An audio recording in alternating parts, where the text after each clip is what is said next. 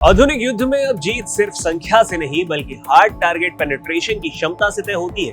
क्या आप जानते हैं कि 1000 किलो का एक बंकर बस्टर बम जब गिरता है तो वो कई फीट मोटी कंक्रीट की दीवार को कागज की तरह चीर फाड़ कर रख देता है और जमीन के अंदर छिपे दुश्मन के कमांड सेंटर को मलबे में तब्दील कर देता है। भारत अब तक इस मारक क्षमता के लिए विदेशों पर निर्भर था, लेकिन आत्मनिर्भर भारत की दिशा में एक बड़ा धमाका करते हुए रक्षा मंत्रालय ने अब घर में ही इन मौत के फरिश्तों को बनाने का फैसला कर लिया है। भारतीय वायुसेना यानी कि इंडियन एयरफोर्स अपनी स्ट्राइक पावर को नेक्स्ट लेवल पर ले जाने के लिए पूरी तरह से तैयार है। रक्षा मंत्रालय ने हाल ही में 1000 किलोग्राम वजनी स्वदेशी एरियल बम विकसित करने के लिए एक्सप्रेशन ऑफ इंटरेस्ट यानी EOI जारी कर दिया है।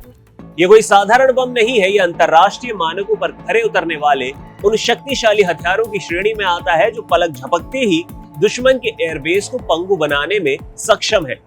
डेटा ये बताता है कि इस प्रोजेक्ट के सफल होने के बाद भारत उन चुनिंदा देशों में शामिल हो जाएगा जो अपने भारी बम खुद डिजाइन करते हैं और खुद ही मैन्युफैक्चर करते हैं। इसके आने के बाद सुखोई राफेल और भी ज्यादा घातक हो जाएंगे। इस प्रोजेक्ट की जो सबसे बड़ी खूबसूरती है वो इसकी यूनिवर्सल कंपैटिबिलिटी है।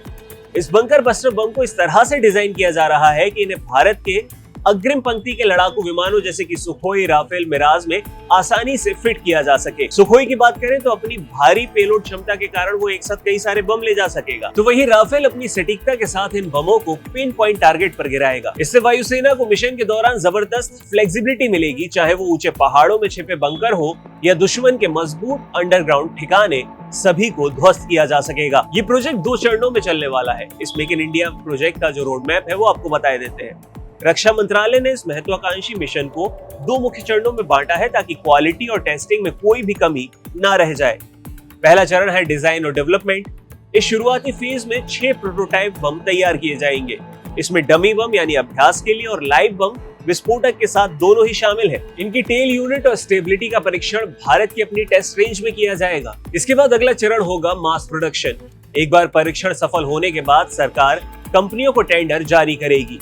योजना कुल 600 बमों को सेना के बेड़े में शामिल करने की है, जो किसी भी बड़े युद्ध की स्थिति में सेना के लिए ठोस बैकअप होगा। इसे बंकर बस्टर बम आखिर कहा क्यों जाता है?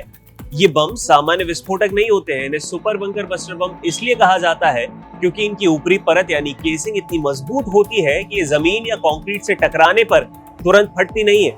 ये पहले गहराई तक छेद करती है और फिर अंदर जाकर विस्फोट करती है। इससे पैदा होने वाला हाई प्रेशर शॉक वेव दुश्मन के भूमिगत, एयरबेस, संचार केंद्रों और सुरक्षित बंकरों को अंदर से ही उड़ाकर खाक कर देता है। बालाकोट जैसी एयर स्ट्राइक के बाद इस तरह के हथियारों की जरूरत और भी ज्यादा महसूस की जाने लगी है। ये प्रोजेक्ट DAP 2020 की मेक टू कैटेगरी के तहत आता है, जिसका सीधा मतलब है कि इसमें कम से कम 50% स्वदेशी सामग्री का होना कंपलसरी है। ये भारतीय डिफेंस स्टार्टअप्स और MSME सेक्टर के लिए सोने पे सुहागा जैसा है। इससे न केवल देश में रोजगार बढ़ेगा बल्कि हमारी निजी कंपनियों में भी हाई एंड वेपन सिस्टम बनाने की तकनीक में माहिर हो सकेंगी। अभी तक भारत को इस तरह के भारी बमों के लिए रूस, फ्रांस या इजराइल जैसे देशों की ओर देखना पड़ता है। युद्ध के समय कभी भी विदेशी सप्लाई बाधित हो सकती है, बंद हो सकती है, लेकिन इस प्रोजेक्ट के साथ अगले 2.5 साल के अंदर भारत के पास अपनी खुद की प्रोडक्शन लाइन होगी।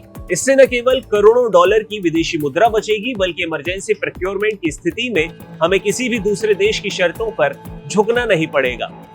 ये पहल भारतीय वायुसेना को सिर्फ आधुनिक ही नहीं बनाएगी बल्कि दुनिया को यह संदेश भी देगी कि भारत अब सिर्फ हथियार खरीदने वाला देश नहीं है बल्कि उन्हें बनाने वाला ग्लोबल डिफेंस हब है। दुश्मन के लिए अब छिपना नामुमकिन होगा क्योंकि भारत के पास अब अपना स्वदेशी हथौड़ा तैयार हो रहा है।